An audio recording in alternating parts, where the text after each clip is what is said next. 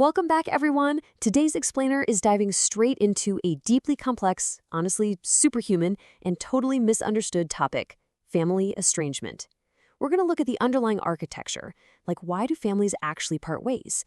We'll explore the hidden realities that lead to what is, frankly, one of the toughest choices a person can ever make. So have you ever actually wondered why someone would choose to completely cut off contact with their own family?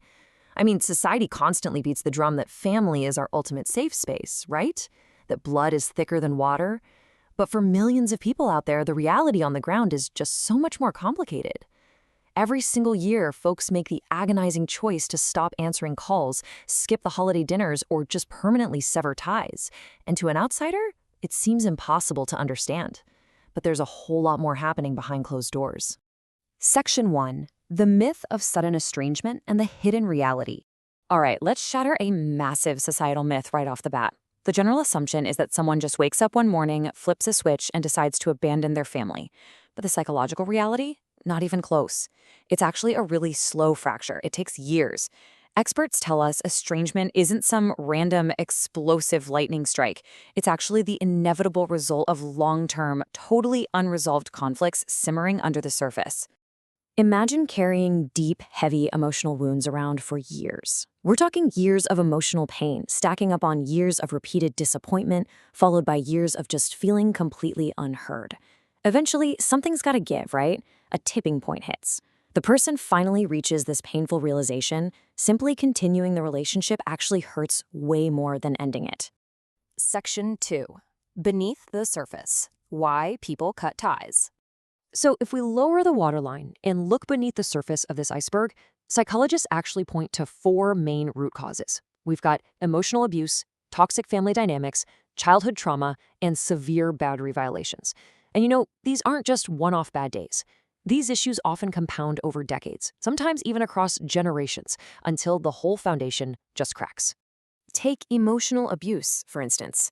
Now, unlike physical abuse, it doesn't leave any visible scars, which makes it incredibly tough for outsiders to even spot. It's like a steady, corrosive drip.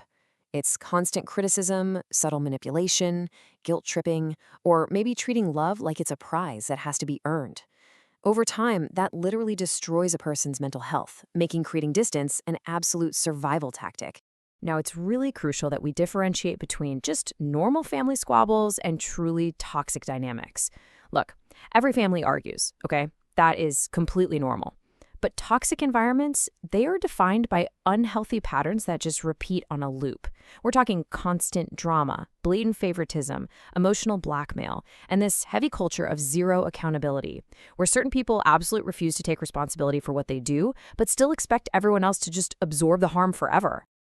Healthy relationships absolutely require boundaries. But some families treat their adult kids like property, constantly interfering in marriages or finances or career choices. And when boundaries are repeatedly trampled on, people feel totally trapped. For some, cutting contact becomes the final boundary. Walking away becomes the ultimate and honestly sometimes the only way to protect who they are. Section 3. The complex aftermath. The pain of ambiguous loss. The internal aftermath of this decision is profound, and we really need to clear up a major misconception right here. People who walk away don't just magically stop caring. They don't turn into stone. The reality is usually the exact opposite. They often keep loving their family. They actively mourn the family they had, and they deeply grieve the family they always wished they had. Which brings us to a profound psychological term that hits the nail on the head: ambiguous loss. It's this incredibly complex kind of grief. The relationship as you knew it, or hoped it would be, is totally gone, yet the people involved are still alive and out there. You might deeply miss shared memories or family traditions while knowing you have to keep your distance for your own sanity. It's a super heavy, unresolved kind of mourning. And then, add to that grief the absolute crushing weight of societal expectations. The intense cultural value we place on family loyalty creates this massive burden of guilt. The estranged person is constantly second-guessing themselves. They're getting intense pressure from friends and relatives to just make peace, which is an emotionally exhausting thing to demand from someone who is literally just trying to survive and protect their mental peace. Section 4. When values drive us apart. Now, it's also super vital to note that abuse and trauma aren't the only things driving this. Deep divisions in fundamental values can totally strain relationships right past the breaking point.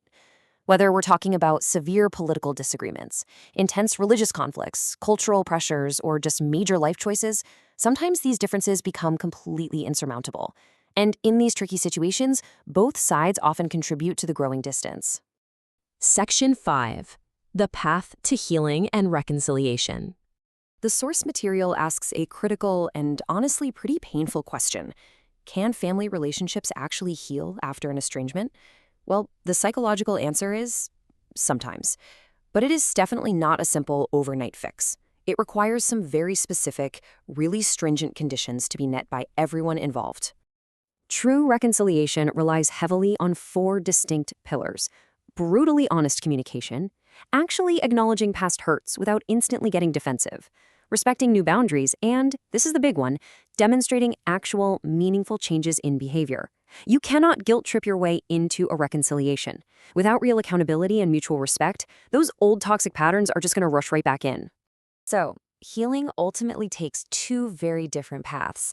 For some folks, it means rolling up their sleeves and doing the really hard work to successfully rebuild the relationship. But for others, healing means accepting the distance, making peace with the fracture, and just moving forward separately. And listen, neither outcome is inherently right or wrong. What matters most, at the end of the day, is the individual's emotional safety and well-being. I want to leave you with this really powerful summary thought from the text. Behind every estrangement is a human being trying to find peace, healing, and a sense of belonging. It's such a vital reminder. Despite all the outside judgments or societal pressure, these agonizing choices are rooted in very basic, totally relatable human needs. People rarely walk away from a major relationship without a profound reason. So I want to turn this over to you. What do you think leads people to make such difficult decisions? Have you witnessed this complex dynamic or maybe even experienced it yourself? We'd absolutely love to spark an active discussion, so please drop your thoughts in the comments. Thank you so much for joining me for this explainer. Keep learning, keep seeking to understand, and until next time, take care of yourself and take care of those around you.